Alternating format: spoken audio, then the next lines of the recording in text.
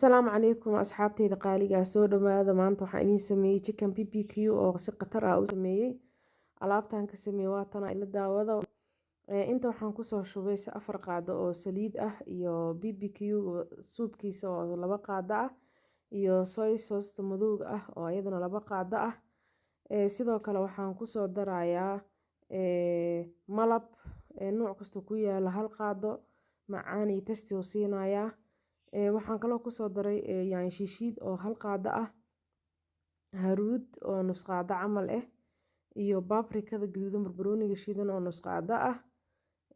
Waxaan kaloo kusoo daray filfil madow iyo cusbo. Waxaan kaloo kusoo darayaa xawaaji isku dardarsan oo shiidan iyo yaanyada oo tomato sauce la dhahaa, yaanyada ketchup-ka oo maaragtay 1 qaado ah. Raqay basalan kusoo daray, raqay aan biyo la soo dhigayna meelaan dhigtay hadhowtaan ku dari doonaa. Sidoo kale basbaas iyo digaag iyo sinjibiil aan kusoo daray, basashiina waan ku shiiday. Kadibna waxaan kusoo daray raqayga dheecaankiisii iyo liin dhanaan iyadana sidoo kale. Digaag 1 kiilo camal oo yaalay ayaan afaari aan soo shiiday oo maaragtay spiceskaas kusoo shiiday aan ku dhex walaaqay. 3 saac camal aan farinjeerka geliyay dhexda gudaha uga gasho dhadhanka iyo dheecaanka.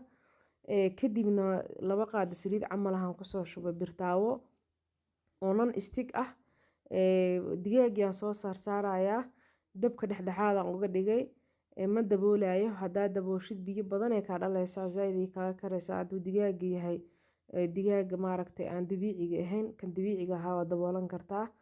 Marka asaabasaan biyo ku dhalayo waxyaabihii ka harharayna korkaan uga soo shubay. Dab dhexdhexaad aan ku karinayaa cabaar markuu 3 daqiiqo camal dhinaca ka karo waan soo gadiyay. Markaan gadiyay haddana dhinaca kale cabaar uga gadiyay kaamirada in ka jar waqtigan diiday badan. Kadib maaragtay sidaanuu kusoo baxay markuu cabaar karaayay. Dheecaankaasaan rabo inuu iga dhamaado oo wax yariis oo been ah ka soo haraan.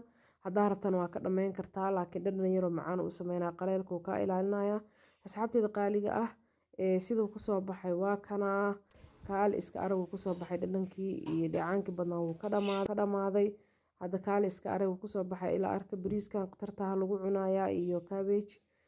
Subscribe saara hadduu idin cajibiye, like saara. Comments iyo feedback waa muhiim ka soo bixiya. Insha Allah waxyaabo badan oo idin cajibiya idin soo wadaa. Cashadan hay kaali iska arag mahano far iska qaniin mahano yaa tan iyo insha Allah waxyaabo badan oo ka cajiibsana idin soo wadaa haddii Ilaahay idmo waa ku